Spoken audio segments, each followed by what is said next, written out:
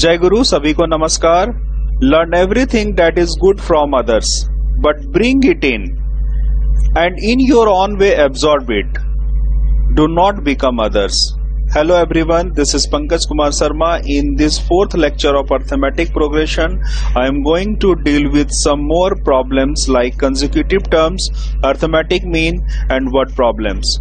And finally on this wrap up session of arithmetic progression, you will get to know that how arithmetic progression is important in our life too. Now let's start.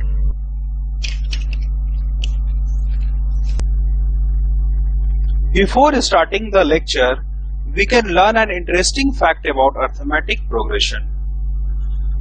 If the term of an arithmetic progression increased, decreased, multiplied or divided by the same constant, they still remain in AP. मान लेते हैं A1, A2, A3 AP में है जिसका common difference D है। यदि हम लोग AP के प्रत्येक टर्म में कांस्टेंट नंबर ऐड या सब्ट्रैक्ट कर दें तब भी प्राप्त टर्म AP में होगा तथा उसके कॉमन डिफरेंस हमेशा D होंगे। उसी प्रकार यदि प्रत्येक टर्म में कांस्टेंट नंबर से यदि हम लोग गुना कर दें या डिवाइड कर दें तब भी प्राप्त टर्म AP में होगा। केवल इस बात का ध्यान देना होगा कि कांस्टेंट नंबर 0 के बराबर ना हो या कांस्टेंट नंबर 0 ना हो। आप अपने से कुछ उदाहरण लेकर इस इंटरेस्टिंग फैक्ट को चेक कर सकते हैं।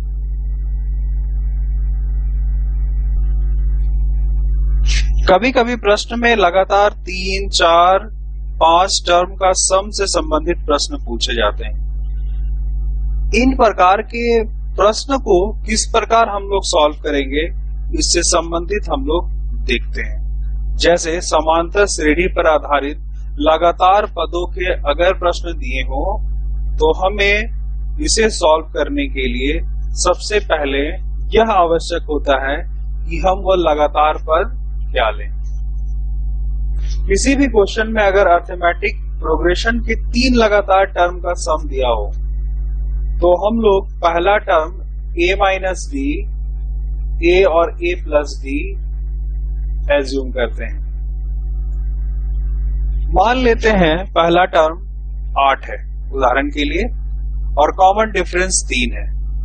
इस पैटर्न को हम लोग फॉलो करके वैल्यू पुट करने के बाद अगर हम लोग ये टर्म निकालते हैं तो हमें टर्म मिलता है 5, 8 और 11। अगर इसे हम लोग देखें तो इसका कॉमन डिफरेंस सेम होता है, अर्थात यह संख्याएं लगातार हैं और AP में हैं। दूसरी बातें हैं ये हम लोग अपनी सुविधा के अनुसार लेते हैं। यदि हम लोग इन तीनों टर्म का अगर सम कर दें तो D और D कैंसिल हो जाएगा। इस प्रकार हमें 3A मिलेगा। जो भी तीनों का सम दिया होगा उससे अगर हम लोग 3 से डिवाइड कर दे तो A का वैल्यू हमें फाइंड हो जाएगा।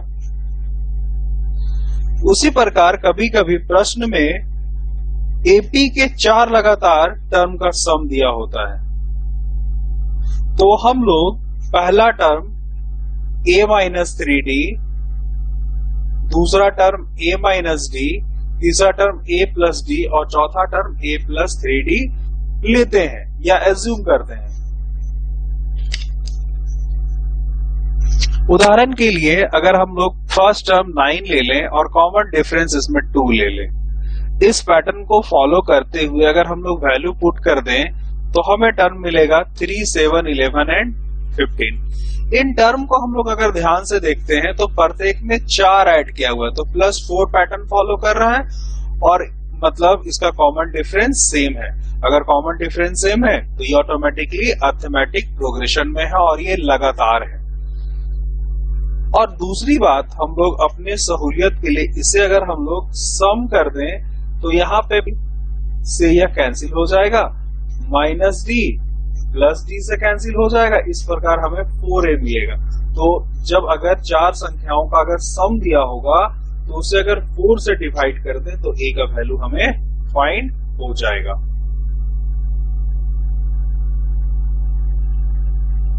किसी भी प्रश्न में अगर एपी के 5 लगातार टर्म का सम दिया रहेगा तो हम लोग पहला term a minus 2d, a minus d, a plus d और a प्लस 2d लेते हैं। मान लेते हैं पहला टर्म 10 है और कॉमन डिफरेंस 3 है। इस वैल्यू को लेकर के हम लोग इस पैटर्न में एज्यूम टर्म पे हम लोग पुट करेंगे तो हमें टर्म मिलेगा 4, 7, 10, 13 एंड 16। इसे हम लोग अगर ध्यान से देखें तो प्रत्येक टर्म में 3 ऐड हो रहा है, अर्थात कह सकते हैं हम लोग कि कॉमन डिफरेंस 3 है। तो ये अर्थमेटिक प्रोग्रेशन में है। दूसरी बातें हैं, अगर हम लोग इन सब का सम कर दें तो यहां पर -2d यहां +2d कैंसिल हो जाएगा, यहां पर d, यहां पर ये d कैंसिल हो जाएगा। तो हम लोग कह सकते हैं कि अगर 5 संख्याओं का योग अगर दिया होगा, एडिशन दिया होगा वैल्यू, तो उसे हम लोग 5 से डिवाइड कर देंगे तो a का वैल्यू हमें फाइंड हो जाएगा। आइए इसी से संबंधित हम लोग कुछ एग्जाम्पल्स देखते हैं, उसके बाद फिर संबंधित प्रश्न का प्रैक्टिस करेंगे। लिखा है प्रश्न में, if the sum of 3 number in AP is 24 and their product is 440, find the number. यहाँ पर 3 नंबर है तो हम लोग 3 नंबर अभी जैसा हम लोगों ने सीखा 3 नंबर्स अगर हो तो हम लोग मानते हैं a minus d, a and a plus D मान लेते हैं। 3 नंबर ये है। अकॉर्डिंग टू क्वेश्चन कहा गया है कि 3 संख्याओं का सम 24 है, तो इन तीनों संख्याओं को हम लोग ऐड कर लेंगे। यहाँ पर माइनस डी और यहाँ प्लस डी कैंसिल हो गए। 3a is equal to 24, a is equal to 8।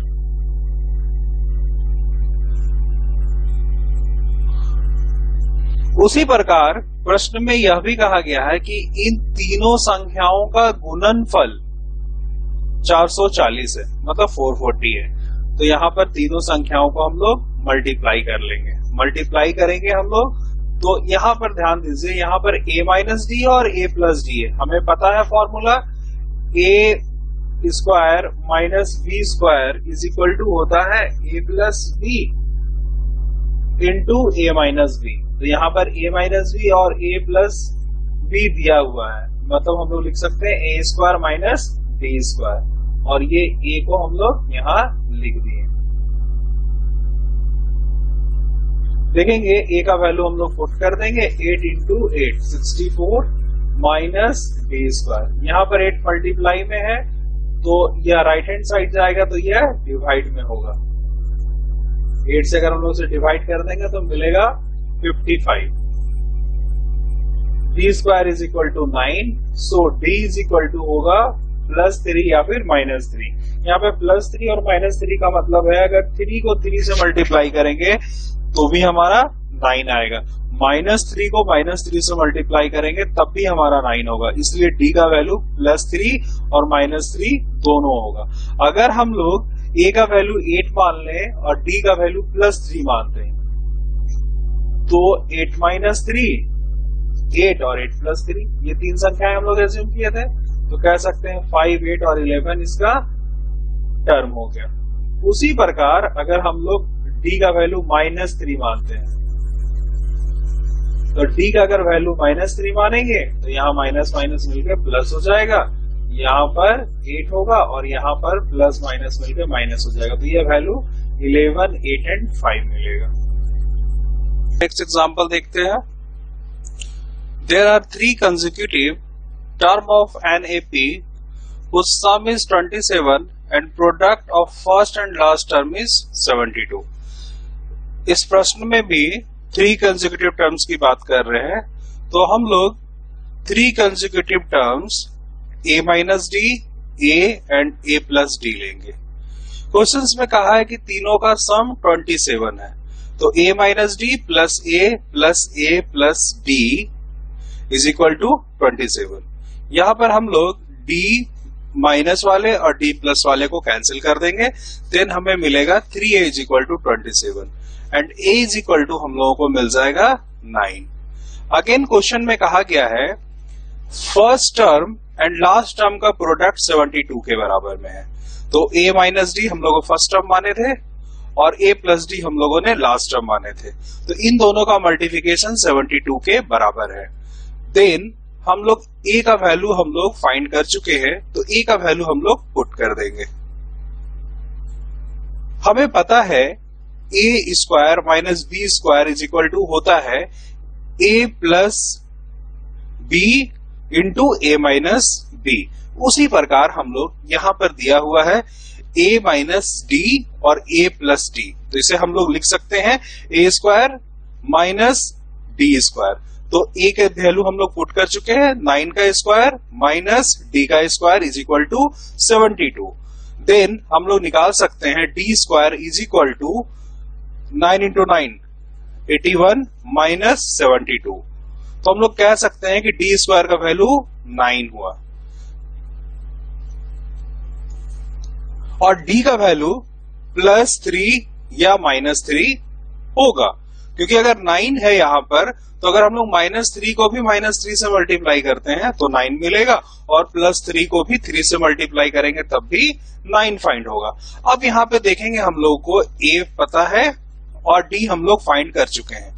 यदि हम लोग a का वैल्यू 9 लेंगे और d का वैल्यू +3 लेंगे तो संख्याएं होंगी 3, 9 एंड 12।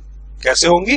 पहला नंबर हम लोग एज्यूम किए थे a minus d, a minus D मतलब 9 माइनस 3 इज इक्वल टू 6। दूसरी संख्याएं हैं a और तीसरी संख्या है a plus D, it means 9 plus 3।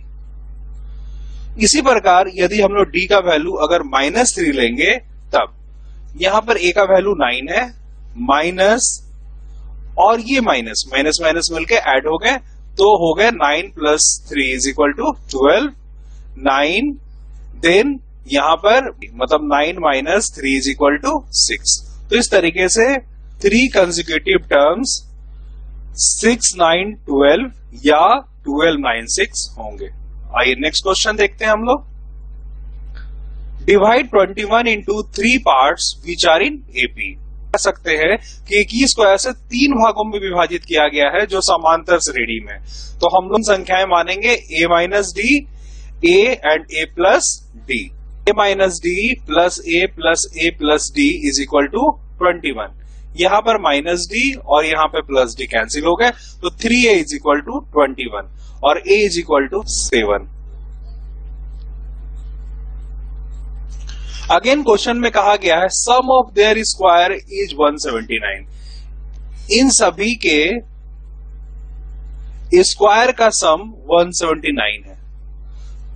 तो हम लोग 3 संख्याएं लिए थे a minus d, a and a plus d, इन तीनों का स्क्वायर का सम करेंगे हम लोग, तो a माइनस डी का whole square, a plus d का whole square is equal to 179। a minus d का होल स्क्वायर अगर हम लोग निकालेंगे तो मिलेगा a square plus d square minus 2ad। a square हम लोग लिख लेंगे, अगेन a प्लस डी का होल स्क्वायर निकालेंगे तो a square plus d square plus 2ad।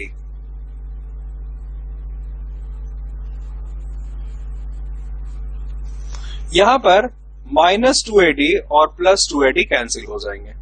Then हम लोग लिख सकते हैं a स्क्वायर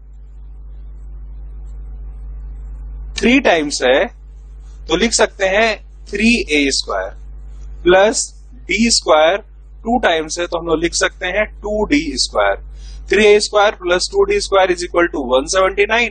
a का वैल्यू हम लोग पुट कर देंगे, a का वैल्यू हम लोग फाइंड कर चुके हैं 3 इंटू 7 का whole square plus 2d square. 7 into 7 is equal to 49 into 3, 147 मिलेंगे ये। यहां पर देखिए 9 छूट गया है। Then 2d square is equal to 179। अगर इसे हम लोग राइट हैंड साइड में ले जाएंगे तो ये माइनस में होगा 147। It means d square is equal to हमें फाइंड होगा 16 या हम लोग कह सकते हैं d इज इक्वल टू +4 या फिर -4। अगर हम लोग a का वैल्यू 7 रखते हैं और d का वैल्यू अगर 4 रखते हैं तो हमें संख्याएं मिलेगी 3, 7 एंड 11। या फिर अगर हम लोग a का वैल्यू 7 रखते हैं और d का वैल्यू -4 रखते हैं तो हमें संख्याएं मिलेगी 11, 7 एंड 3। इस उदाहरण से संबंधित हम लोग कुछ प्रश्न देखते हैं जो आपको प्रैक्टिस करने होंगे। देखिए पहला क्वेश्चन जो है, find 3 terms in AP such that their sum is 15 and their product is 105। यहां पर देखेंगे हम लोग तो 3 संख्याओं का योग है 15 और उन्हीं का प्रोडक्ट है 105। 3 संख्याएं मान लेंगे a minus d, a plus D, इनका सम करेंगे 15 के बराबर में होगा एंड देयर प्रोडक्ट, इन तीनों संख्याओं का गुणनफल 105 होगा। इससे आप फाइंड कर सकते हैं। पहले संख्या से a फाइंड कर लेंगे और दूसरे इक्वेशन में अगर a का वैल्यू पुट कर देंगे तो हमें d भी मिल जाएगा। फिर तीनों संख्याएं हम लोग ज्ञात कर सकते हैं। दूसरे प्रश्न को देखेंगे हम लोग। इसमें भी उसी तरीके के प्रश्न है, 3 numbers in AP such that the some is 9। तीनों संख्याओं का योग 9 है और इसका प्रोडक्ट दिया हुआ है -48। तो तीनों एज्यूम संख्याओं को हम लोग मल्टीप्लाई कर देंगे, उसका वैल्यू होगा -48। a का वैल्यू हम लोग फाइंड कर चुके होंगे, a का वैल्यू पुट करेंगे तो हमें d का वैल्यू भी फाइंड हो जाएगा, देन हमें नंबर्स फाइंड हो जाएंगे। तीसरा प्रश्न की बात करें हम लोग तो तीसरे प्रश्न में भी उसी प्रकार के प्रश्न है जैसा कि मैंने आपको उदाहरण में बताए हैं। यहाँ पर 3 संख्याओं का योग 27 है, a minus d, a and a plus d, इन तीनों का सम 27 है। इससे हम लोग a फाइंड कर लेंगे। The product of first and last term is 56। a minus D first term माने थे हम लोग और a plus D last term, तो इन दोनों का मल्टीप्लिकेशन 56 के बराबर होगा। हम लोग इससे संख्याएं ज्ञात कर सकते हैं। नेक्स्ट है, the sum of 3 number in AP is 12। यहां पर भी तीनों संख्याएं वही मानेंगे, a minus d, a and a plus d, और उनका सम करेंगे हम लोग तो हमें a का वैल्यू फाइंड हो जाएगा। देन क्वेश्चन में कहा गया है कि सम ऑफ देयर स्क्वायर आर 66। उन सभी के स्क्वायर का सम 66 के बराबर में है, उसमें a का वैल्यू पुट कर देंगे तो हमें d का वैल्यू फाइंड हो जाएगा। इस प्रकार हमें नंबर्स भी फाइंड हो जाएंगे।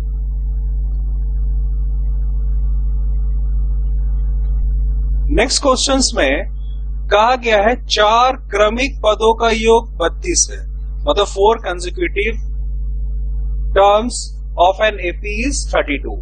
यदि प्रश्न में 4 कंसेक्यूटिव टर्म्स का सम दिया हो तो हम लोग 4 consecutive terms a minus 3d, a minus d, a plus d, a plus 3d assume करते हैं और इन सबको अगर हम लोग सम कर दें तो हमें मिल जाएगा a का वैल्यू।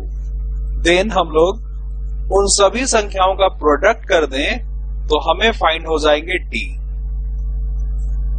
तो इस प्रकार हम लोग संख्याएं ज्ञात कर सकते हैं।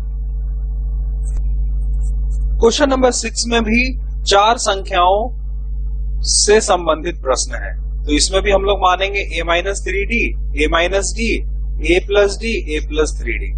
इससे हम लोग फाइंड कर सकते हैं a का वैल्यू, और a का वैल्यू जब हमें फाइंड हो जाएगा तब प्रश्न में कहा गया है their product of first and fourth is to product of second and third in the ratio of 9:10। यहां पर कह रहा है कि पहला और चौथा, फर्स्ट एंड फोर्थ का मल्टीपल और सेकेंड और थर्ड का मल्टीपल 9:10 का रेशियो में। तो हम लोग लिख सकते हैं यहां पर a minus 3d into a plus 3d divided by a minus d into a plus d is equal to 9/10, और इससे हम लोग प्रश्न को सॉल्व कर सकते हैं। इनके आंसर आएंगे 6, 8, 10, 12 या फिर 12, 10, 8 एंड 6।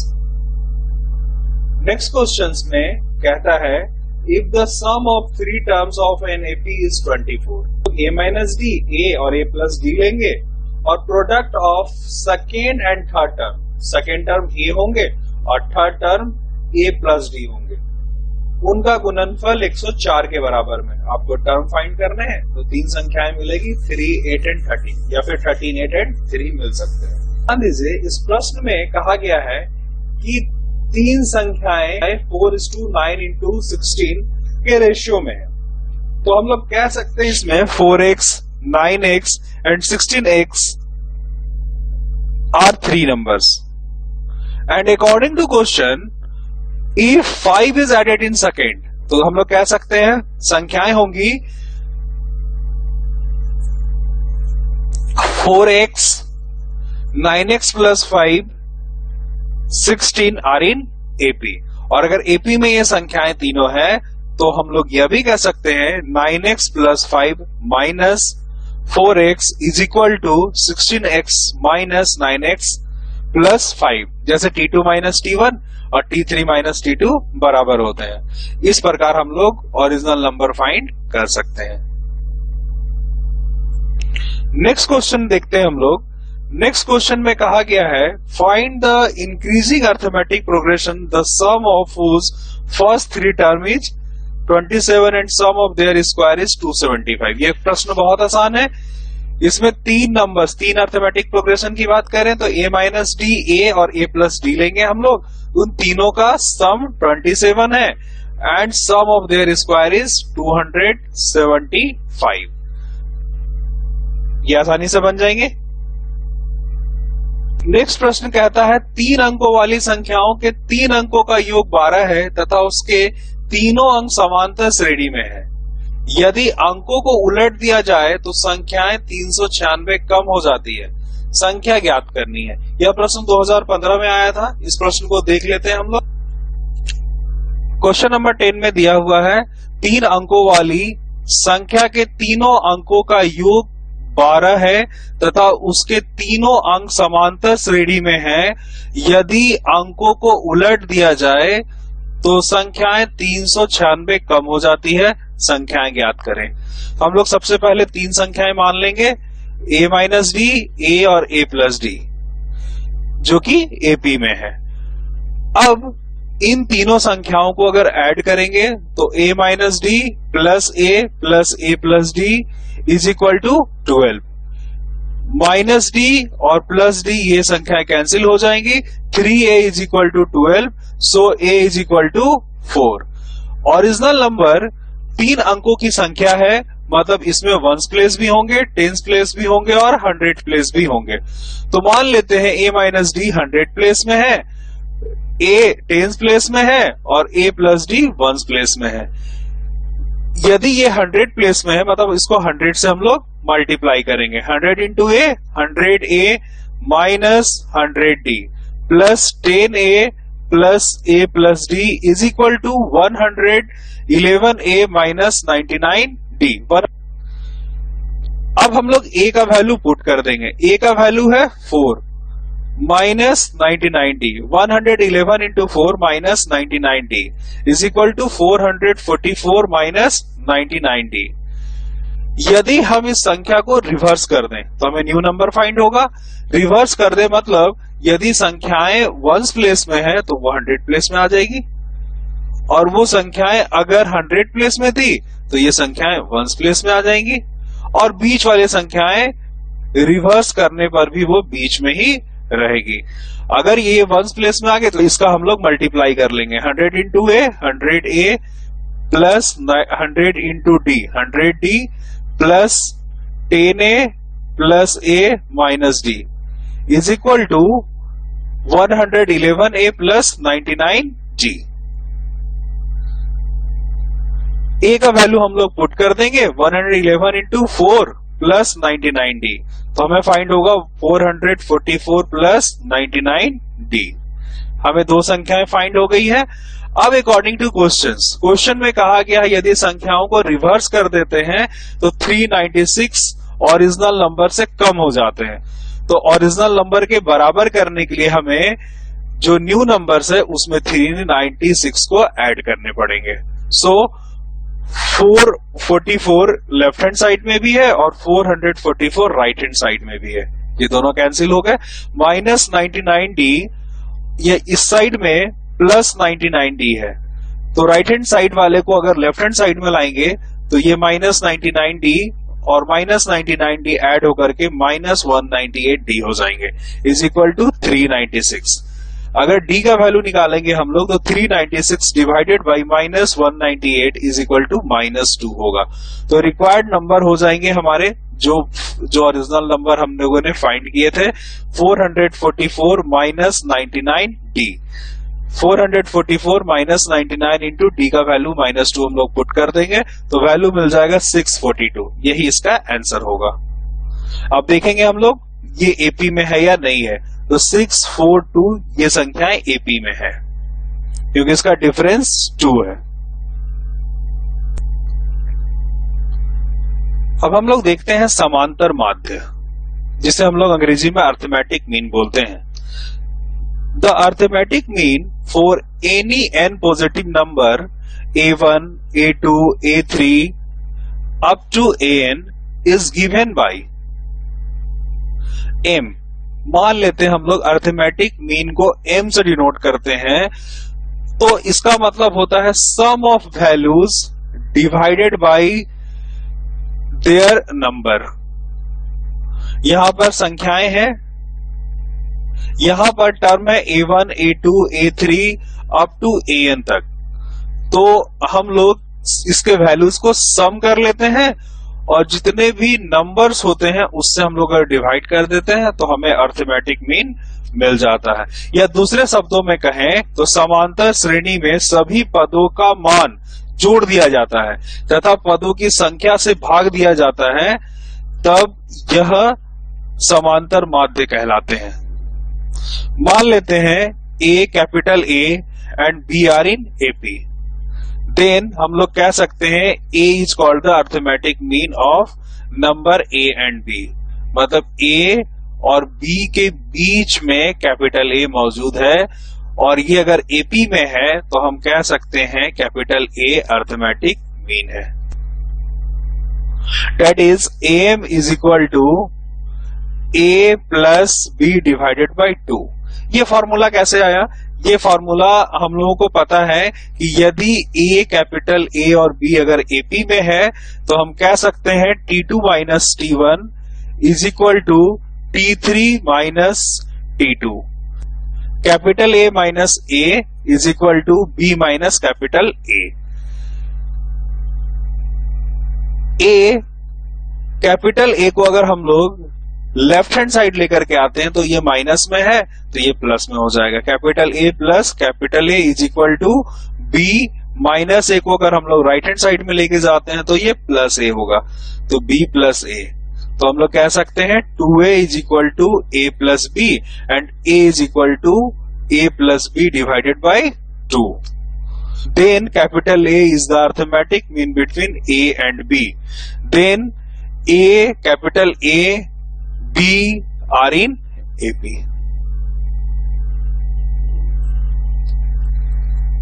आइए इससे संबंधित कुछ प्रश्न करते हैं। Find the arithmetic mean between 3 and 15।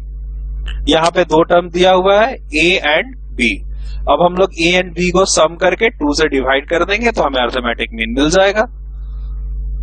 यहां देखिए A एंड B के बीच एक समांतर माध्य अगर ज्ञात करना है तो हम इन दोनों संख्याओं को ऐड कर देंगे और 2 से डिवाइड कर देंगे, हमें मिल जाएंगे। नेक्स्ट एग्जांपल देखते हैं हम लोग। Insert 3 arithmetic means between 11 and 27। 11 और 27 के बीच में 3 अर्थमेटिक मीन फाइंड करने हैं। तो मान लेते हैं 11 और 17 के बीच में 3 अर्थमेटिक मीन A1, A2 और A3 है। तो कह सकते हैं 11, A1, A2, A3, 27। मतलब इन दोनों के बीच में हम लोगों ने 3 arithmetic mean A1, A2, A3 माने हैं जो कि एक समांतर श्रेणी में है।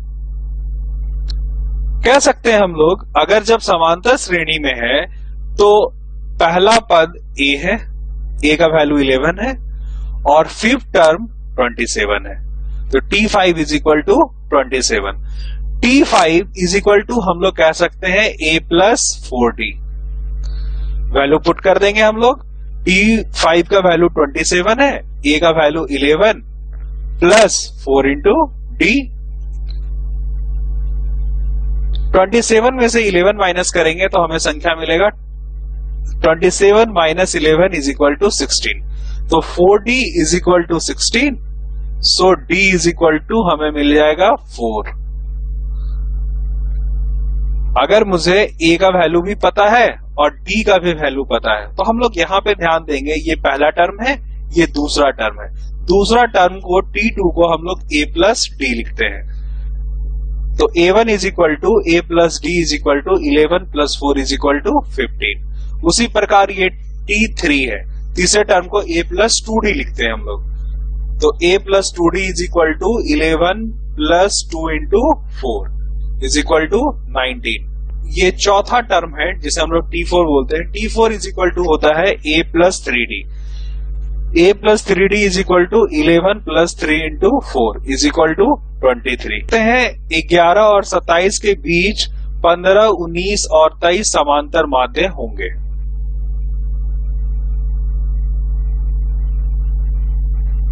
आइए हम लोग नेक्स्ट क्वेश्चन देखते हैं। If the difference of 2 is 7 and arithmetic mean between them is 27.5, find the numbers। यहां प्रश्न थोड़ा डिफरेंस है।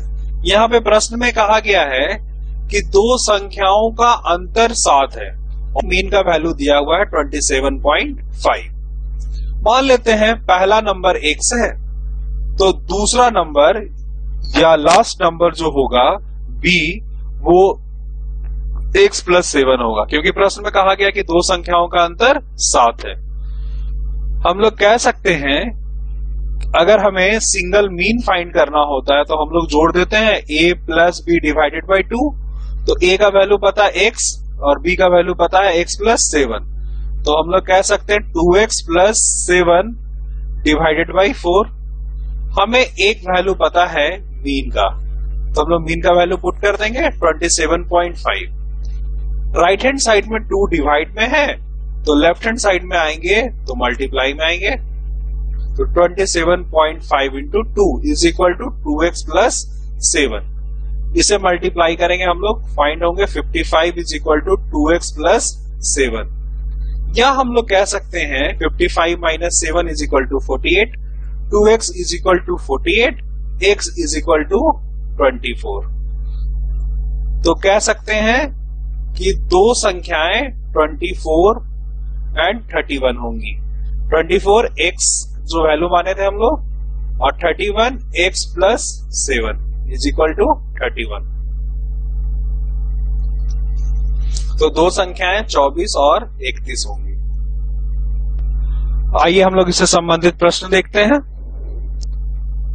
क्वेश्चन नंबर 1 में a plus b divided by 2 का फॉर्मूला पुट करके हम लोग सभी के अर्थमेटिक मीन फाइंड कर सकते हैं। क्वेश्चन नंबर 2 में 4 अर्थमेटिक मीन फाइंड करने हैं 7 और 22 के बीच में,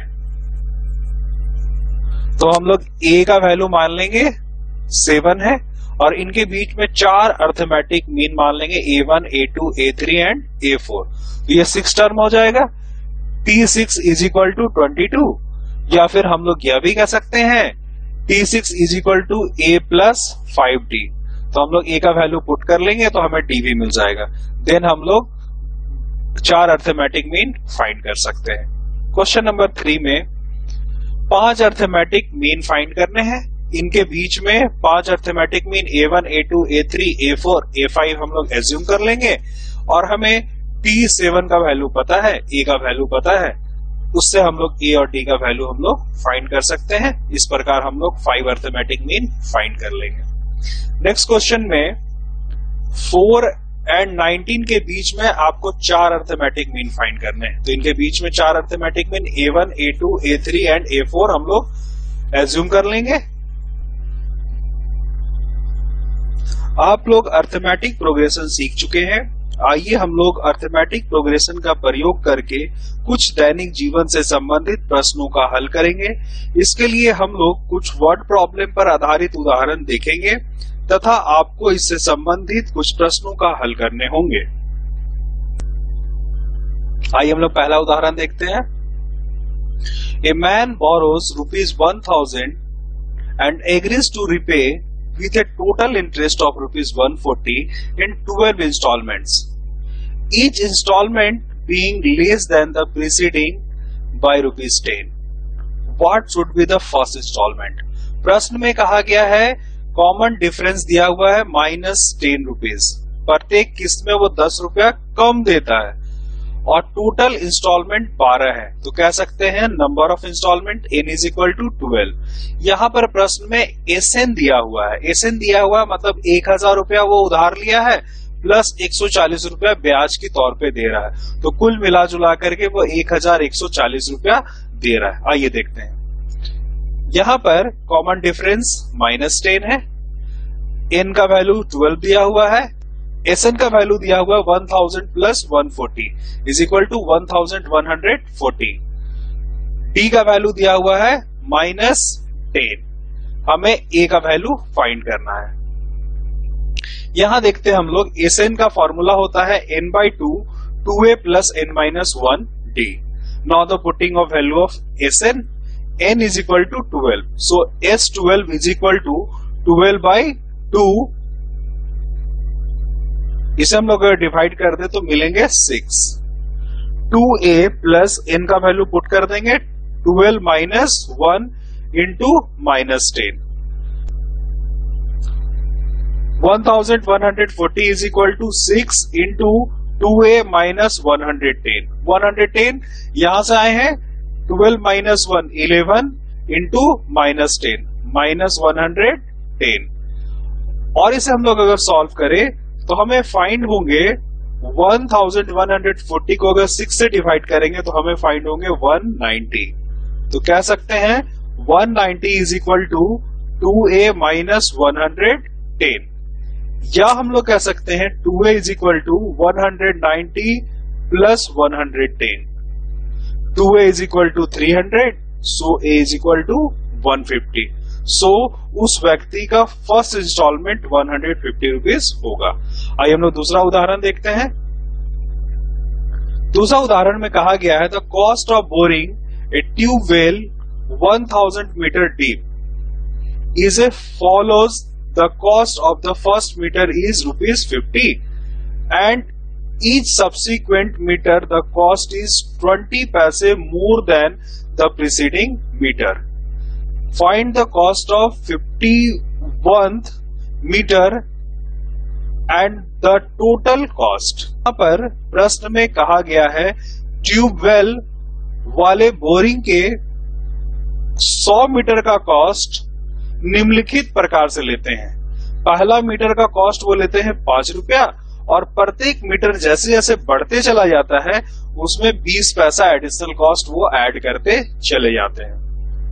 तो हमें फाइंड करने हैं 51th मीटर के कॉस्ट और जो टोटल कॉस्ट मतलब 100 मीटर पूरे गहरा ट्यूबवेल की लागत क्या होंगे वो टोटल कॉस्ट फाइंड करने हैं। कॉस्ट आइए हम लोग देखते हैं।